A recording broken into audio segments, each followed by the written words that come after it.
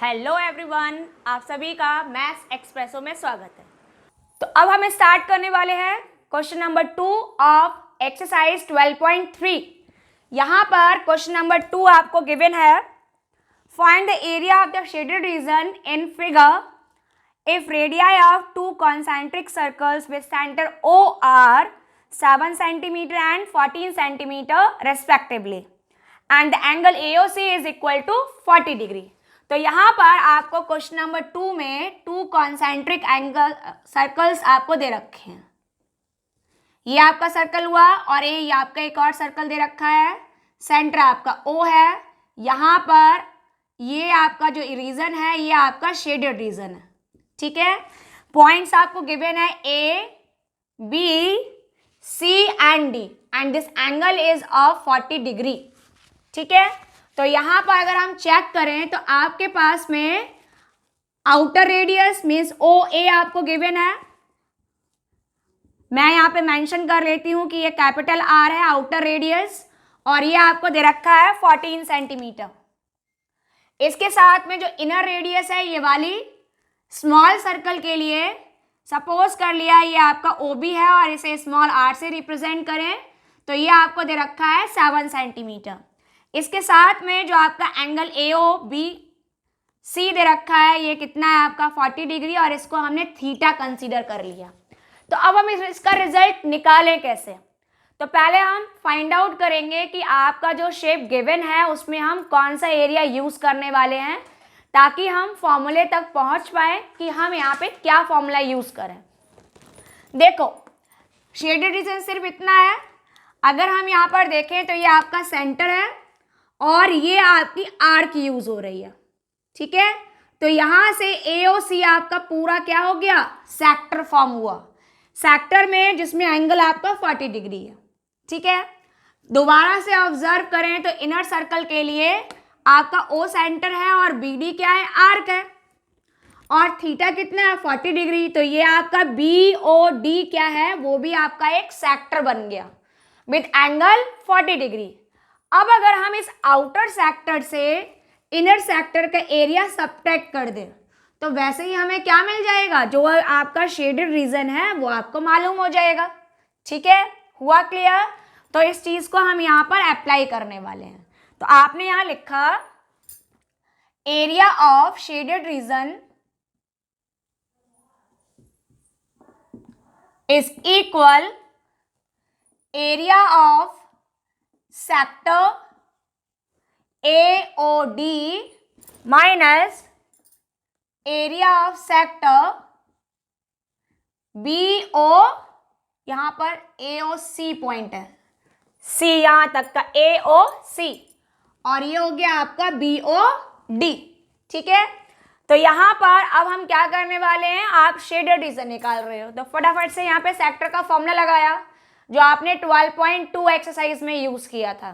तो क्या होता है सेक्टर का एरिया, ये होता है आपका theta upon 360 degree into pi R square, ठीक है। अब आउटर रेडियस आपने कैपिटल R से लिखा है तो आप यहाँ पे कैपिटल R यूज कर लें। देखिए आपने यहाँ लिखा है ना, आउटर रेडियस कितनी है, कैपिटल R, ठीक है। इसी तरह से जब हम इनर सेक्टर को यूज करेंगे तो ये हो जाएगा theta upon 360 degree into pi, और रेडियस चेंज है तो रेडियस कितनी हो गई, स्मॉल r स्क्वायर। अब यहाँ पर हम वैल्यूज को पुट कर दें तो जैसे आपने वैल्यू पुट की तो थीटा कितना है 40, ठीक है, अपॉन में कितना है 360 डिग्री, फिर आपका पाई है एंड r स्क्वायर। बाकी वैल्यूज क्यों नहीं पुट की, अभी आपको क्लियरली पता चल जाएगा कि हमने यहाँ पर क्यों नहीं यूज किया है। ये हो गया आपका 40 degree upon 360 into pi and small r square. तो आप देखो तो आपका 40 अपॉन 360 है तो 4 9 या 36, ये कट गया। उसी तरह से आपका ये भी डिविजिबल है, तो यहाँ पर जो पाई है और जो 9 है वो आपका दोनों कॉमन हो गया, तो पाई अपॉन 9 कॉमन फैक्टर है। रिमेनिंग बचा outer radius square minus the square of inner radius. अब आपको सारी वैल्यूज पता है, पाई की वैल्यू अभी आपको गिवन नहीं है, एक बार चेक कर लेते हैं। यहाँ पर पाई गिवन नहीं है तो हम क्या करेंगे 22/7 यूज करने वाले हैं। तो यहाँ पर आपने पुट किया 22/7, 9 पहले से ही नीचे है तो ये उसमें 9 मल्टीप्लाई में है।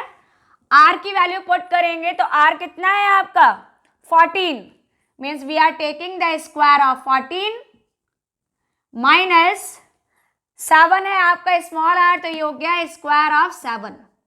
ठीक है, अब देखिए यहाँ पे इसको सॉल्व करने के भी 2 तरीके हैं। या तो आप 14 का स्क्वायर करें 196, फिर 7 स्क्वायर करें 49 और उनको सब्ट्रैक्ट कर लें, या आप इसमें एक सिंपल ट्रिक लगा सकते हो। ये क्या है, पहला नंबर स्क्वायर है और फिर क्या है सेकंड नंबर का स्क्वायर है, तो आप इसमें a square minus b square property को भी यूज कर सकते हो। तो आपको क्या करना होगा, आपको स्क्वायरिंग नहीं करनी पड़ेगी। ठीक है, तो हमने यहाँ लिखा 22/9 इंटू 7, इसको सिंप्लीफाई करेंगे तो यहाँ पर 14 + 7 आ गया एक बार, और दूसरा फैक्टर कितना हो गया 14 - 7। तो लास्ट में जब आप सिंप्लीफाई कर रहे हो तो ये हो गया 22/9 इंटू 7, 14 + 7 ऐड होकर आया 21, 14 से 7 सब्ट्रैक्ट होकर आया 7। तो आपने यहाँ कट किया 3 × 3 = 9, 3 × 7 = 21 और 7 से 7 कैंसिल। 22 और 7 को मल्टीप्लाई करेंगे, आंसर आ गया 154/3 सेंटीमीटर स्क्वायर। तो ये जो रिजल्ट निकल कर आया है यही आपका ये जो शेडेड रीजन है उसका एरिया है। तो क्या किया इसमें आपने, जो आपका आउटर सेक्टर था उसमें हमने इनर सेक्टर का एरिया रिड्यूस किया। दोनों के लिए same angle theta 40 degree use हो रहा था, बट उनकी रेडियस क्या थी आपकी डिफरेंट थी, तो आपने उसको यूज किया और उसके अकॉर्डिंग कैलकुलेशन को कंप्लीट किया। अभी जो रिजल्ट आया है वो भी आपका फ्रैक्शन में है, तो आप चाहो तो इसे भी मिक्स्ड फ्रैक्शन में या फिर डेसिमल में कन्वर्ट कर सकते हैं।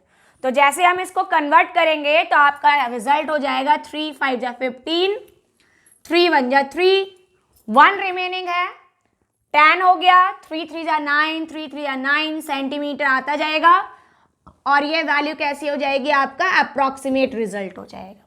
क्यों होगा अप्रॉक्सीमेट, बिकॉज 3 154 को कंप्लीटली डिवाइड नहीं करेगी। ओके, तो इस तरह से आपका क्वेश्चन नंबर 2 कंप्लीट